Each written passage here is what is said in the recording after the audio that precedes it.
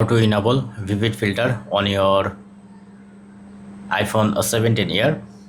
For that, if I take a photo, then if I go to this three dotted line filter, then you can see vivid mesh mode is enabled.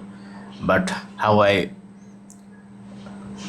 convert this setting? Open up setting and go to camera, then go to format, then you have to select most competitive. If you select high efficiency, then if you take a photo, then you can see if you go this, then you don't able to access vivid filter, but you need to use this filter, iPhone new filter. But if you want to access vivid filter, you have to select as most compatible.